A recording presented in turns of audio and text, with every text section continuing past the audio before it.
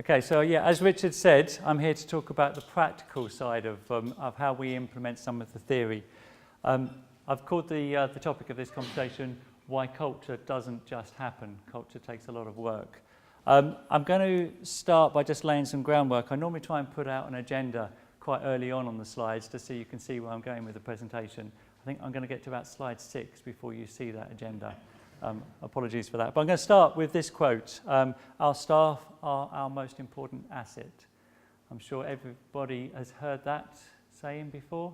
I'm sure a lot of people in this room recite that themselves. I'm going to start by being quite contentious, I think. Culture. I'm going to describe culture. There's lots of definitions of culture out there.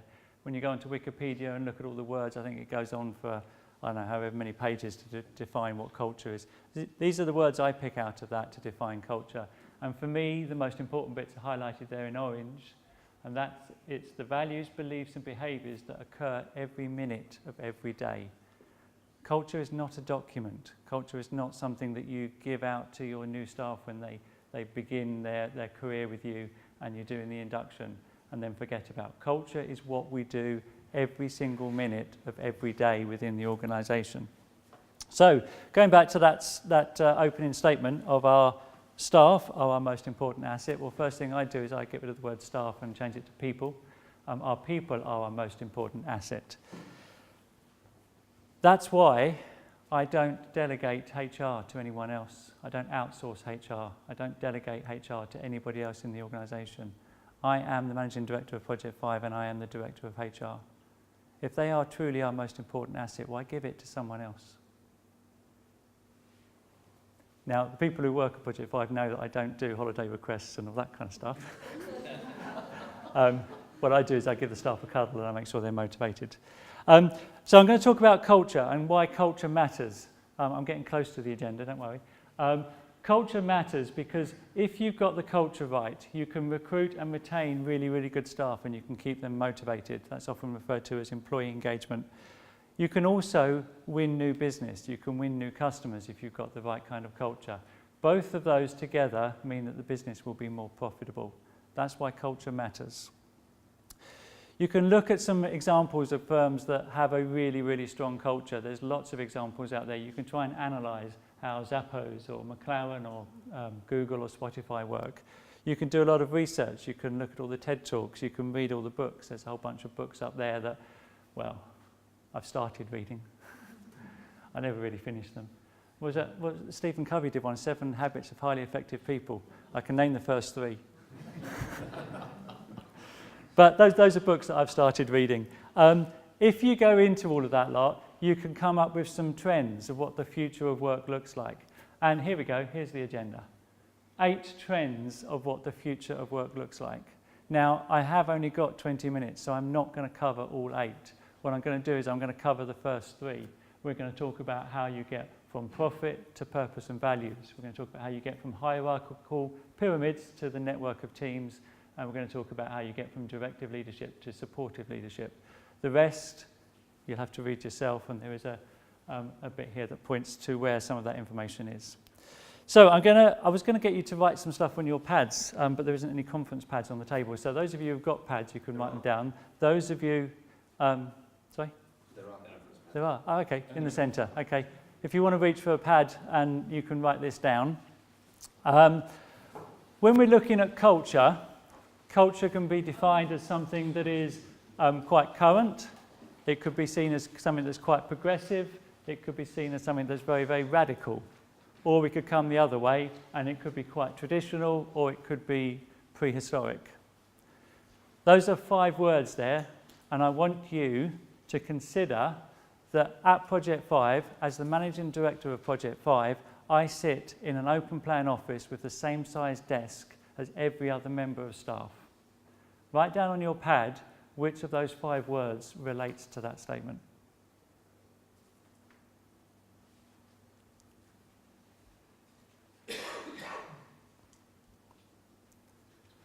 Okay. Now let's consider another firm. They have recently moved to digital dictation. The managers, partners in the firm have a digital dictation machine. They talk into it, and what happens, at the end of that is they give that back to their secretary. Their secretary uses digital software. They don't have to listen and do audio typing anymore. Digital software to produce the letter. They then make sure the letter's all okay. They then print it, put it in an envelope and send it off. Which of those 5 words relates to that statement?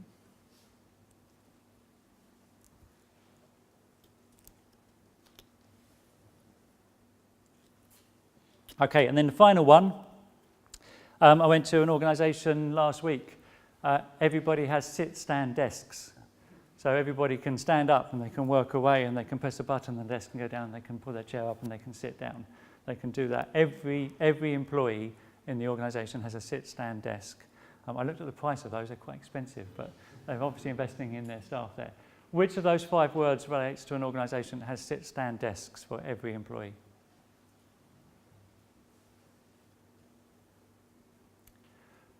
Okay, everyone got those words written down?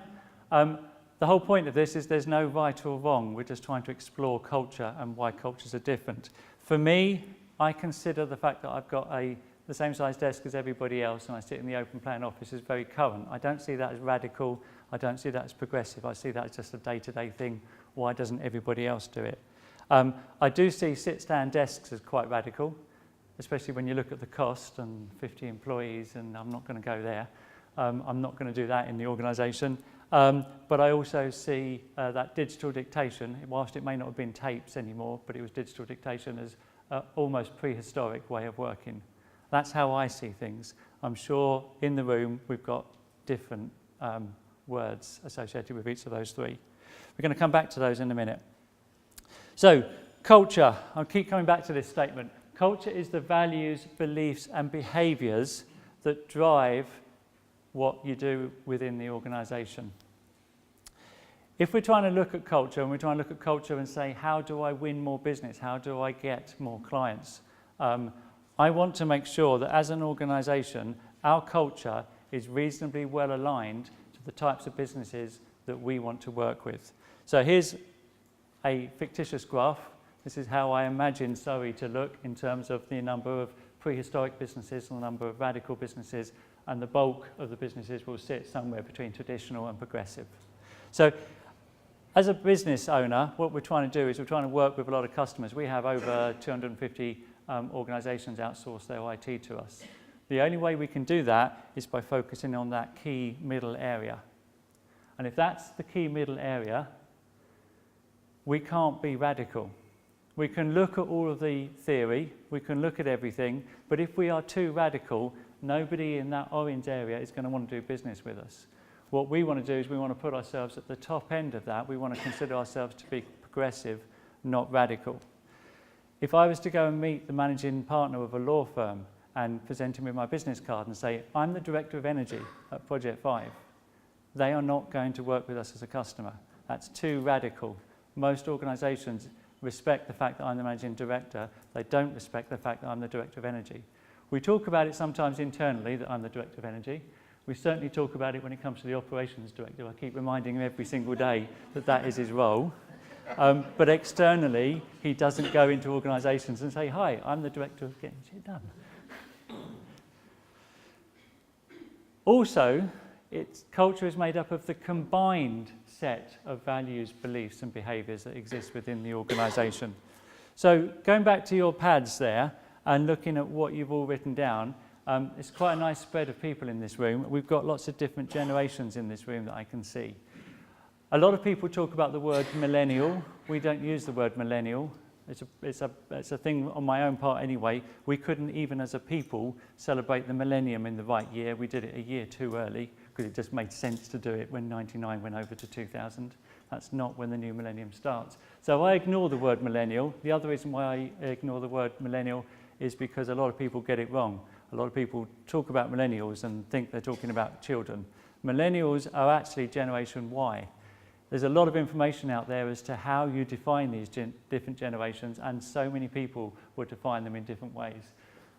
That's how we define it, and I think if you look, there's probably a consensus there amongst the professionals that it's reasonably close to being like that. So a Gen Y person is somewhere born between 1980 and 1994. On this day today, they're somewhere between the age of 24 to 38. We've got people in our business that are at all levels. Well, you can see they've all got orange t-shirts on.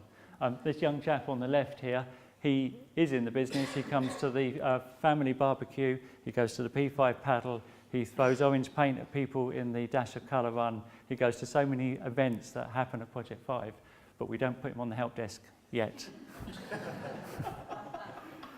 So that's how I'm defining the generations. Well, what does that mean in reality? Well, if we look at our baby boomers, their main fallback position would be pen and paper, and I can see quite a few people with pen and paper in front of them today. A Gen X would probably be brought up using a keyboard. Gen Y, they're familiar with the touchscreen. That's what they'll be doing. They'll be doing everything on their mobile phone. Gen Z, voice recognition. They talk to their technology all the time. And Gen Alpha, well, I don't know, but I think it's going to end up being something to do with artificial intelligence. But we've still got a long way to go before Gen Alpha really defines themselves. I actually think Gen Alpha are quite a scary generation. They're brought up by 3 parents, Mum, Dad, and Alexa. And Alexa never says no and has no filter. So, going back to our desks, I know I'm generalising, but if we were to look at those generations, being in an open plan office, thinking that is a current way of working is probably a thought that's associated with Gen Ys. Gen Xers might consider that to be quite progressive. I know a lot of people ask me, well, why haven't you got an office, Steve? Well, I haven't. But so let's say that's where most people would say that's how an open plan office would be perceived. Especially Gen Z, they're like, you go to an office, you don't work on the beach, you don't go to a co-working facility, you actually have a desk that you use every day. They wouldn't understand that. They would see that's quite traditional. And then let's take our dictaphone and let's say, there we go, dinosaur, traditional, current. It moves along a little bit. So everybody is different, and our culture is the sum of everybody in it. What's important, though, is if those that are observant amongst you will notice, when I put up what I believed an open plan office to be, I said it was current, and I also put up that I thought a dictaphone was prehistoric. If you're observant, you'll notice I'm not under 38. So actually, this isn't black and white. I have a very Gen Y way of thinking. I have a very Gen Y way of behaving. But that doesn't mean I'm under 38, unfortunately. I am Gen X. So, culture. Why culture doesn't just happen. There's a lot of words in there. If we look at the word complex, anything that's complex can be managed. We can introduce the theory of marginal gains. We can do stuff to a complex model, and we can improve that culture. Values, beliefs, and behaviours, the combined set of values, beliefs, and behaviours. If the culture of the organisation is made up of everybody within it, recruit the right people. Recruit people with the correct values, beliefs, and behaviours that fit with the culture that you are currently operating in. And every minute of every day, that comes down to leadership. We have to live that culture. There is no point in saying staff are the most important asset in the organisation and then I cancel an internal meeting like that because a customer wants to see me. That's not living what we're saying is true. So here we go. I'm going to get into the practical side of the 8 trends. We're going to talk about how we go from profit to purpose and values. Now, a lot of people would see these as one or the other. It's either profit or it's purpose and values. Actually, it needs to be both, and you need to get them in exactly the right balance. You need to get your communication correct. You need to be talking about things in exactly the right way, because you can't have one without the other. They have to be in balance. If we use an analogy, I use a lot of analogies. For someone who uses a lot of analogies, I should be better at saying the word. If we use an analogy, purpose and values is the life that we lead. Profit is the air that we breathe. If we don't have air, you cannot lead a full life. If you don't have profit, it doesn't matter what your purpose and values are, you cannot perform them. So as a business, we don't forget about profit, but we do look heavily at purpose and values. Now, Simon Sinek is one of my favourite quotes. I never ever give a PowerPoint presentation that doesn't have this slide in it. It is incredibly important to everything that we do at Project 5. People don't buy what we do, they buy why we do it. I could talk about how Project 5 came up with its purpose, and that's probably about a 10-15 minute story, so I'm going to skip that one, and I'm actually going to talk about my own purpose in life. My purpose in life is I want to give people I care about a reason to get out of bed in the morning. Everything I do is driven around that. I am crystal clear on my purpose. My purpose flows into what happens at Project 5. Project 5 has a bigger purpose. We're going to skip on from Project 5's purpose, but we're going to go on to the values of Project 5. We have 3 distinct values. They are 6 words. They mean a lot to us. We recruit on these values. We live these values all day long. Our values are to help people. We are an IT support company. We are helping people. We don't get people phoning us up saying, hey, my computer's working. They only phone up when it's not working. So we exist to help people. We want to make friends. The way we behave is all about making friends. These people are not our customers when they phone up. They are our friends, and we treat them as though they're our friends. And we want to stand out. Orange is our brand colour. Orange is the direct opposite of the colour wheel to blue. All of our competitors are blue. We are orange. We're trying to stand out. Everything we do, we're trying to stand out. Now, I said the culture is the sum of all of the people within the organisation. So it started with me. The organisation was just me originally. So these values do mirror what I'm about. If I look at what I was about, I started out as a huge fan of Baywatch, and I started out as a lifeguard. If you look at what lifeguards do, they exist to help people. As a lifeguard on the beach, you're making lots of friends. It's a great way of meeting women when you're a young teenage boy. And I was definitely there to show off. I was there to stand out. That's what lifeguards do. And if you don't believe me, there I am with some of the people from Baywatch when they came over to the UK. So our values are all about help people make friends and stand out. Now, I cannot go out and recruit only lifeguards to come and be IT technicians for us. I have to find other types of characters who will work with Project 5 and who already have these values. I can't teach them. I can't force them to have them. We have to find people who've already got these values. Now, luckily for us, we are an IT business. Can you think of other people who have these kind of values? Superheroes. Disney, possibly, yeah, but superheroes. Superheroes want to help people. They want to make friends and they want to stand out. That's great for us because all the techies are massively into superheroes. It's really easy to recruit techies that have these 3 values. So that's our values and purpose. Moving on now to the second of the trends there, which is the network of teams. This is an interesting picture. This is IBM's organisational chart from 1917. And here's an organisational chart from a typical IT firm in 2018. They're 100 years apart, and they look almost identical. We're talking about the future of work. Has work not moved on in 100 years? Do we want to have this kind of hierarchical arrangement for our organisational chart? Here we go. Here's a typical IT one. We've zoomed in on it. Imagine that you have got a problem with your printer and you phone in to say, I've got a problem with my printer. Well, first thing that will happen is someone will take your call and they'll try and direct you to one of the junior techies in either the desktop, server, network or application team. At that point, they don't know whether it's your software that's not working, whether it's the print server that's not working, whether it's the PC or whether there's a problem on the network and the printer's offline. They don't know what's going on, but they're going to give it to one of these junior techies who's going to struggle trying to fix it, and they're going to escalate it up. And eventually it's going to get to a manager who's going to turn around and go, yeah, it's nothing to do with the network, give it to the applications team. So as a user phoning in, you're going to bounce around in between all this lot, and at 6 o'clock, every one of those people is going to go home thinking, it's not my problem. The reason why someone can't print is someone else's problem. I'm going to go home and I'm going to be happy. That's not what we do at Project 5.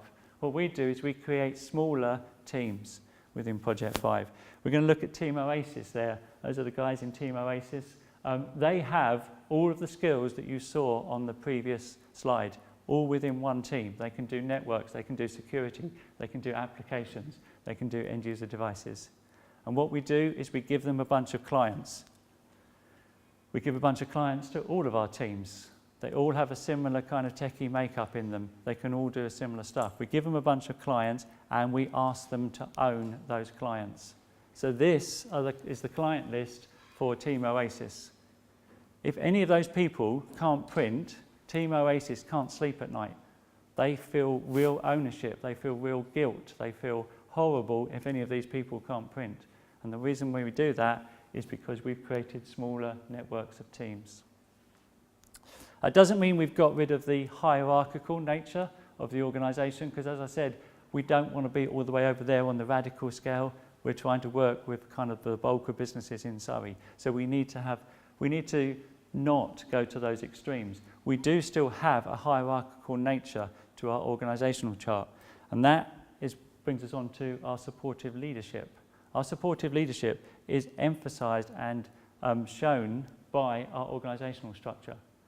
Our organisational structure is upside down. We still have an org chart. It's still a very traditional org chart, but it's upside down. It's upside down for a very important reason. I'm at the bottom of the organisational chart, and I only have one job in the company, and that's to make sure the commercial director, the operations director, and the finance director want to come to work tomorrow. If they want to come to work tomorrow, I've done my job. I'm supporting them. I'm making them feel confident. I'm making them enjoy their work. If they do all of that lot, they will want to make sure that the people above them want to come to work tomorrow. And eventually we'll get to the top of the organisational chart, which is where our customers are. This is not just a bit of paper where we turned our organisational chart upside down. This drives our values, behaviour. It drives the way we communicate with each other. I often liken this to a family. I don't have formal annual appraisal systems for our staff. I don't have them for my family. I don't go home and appraise my wife and appraise my children and set them smart objectives and all that kind of stuff. We have dinner every now and then with each other around the table and we talk. We go out in the car and we talk. We watch some TV programs and we talk. We communicate with each other. That's how a family works. That's how our teams work. We're not doing formal appraisals. We're just making sure the people in the teams want to come to work tomorrow. There's so many tips and tricks that I could go into with some of that, but I know when you do a presentation, you're always meant to end with your contact details. Well, there's my contact details up there if you want to look at them. The 3 things underneath, does anyone know what they are? No. They are the last Rolo from the last 3 packets of Rolos that I ate. And if a member of staff is feeling down, if they need a bit of a cuddle, I go and give them my last Rolo.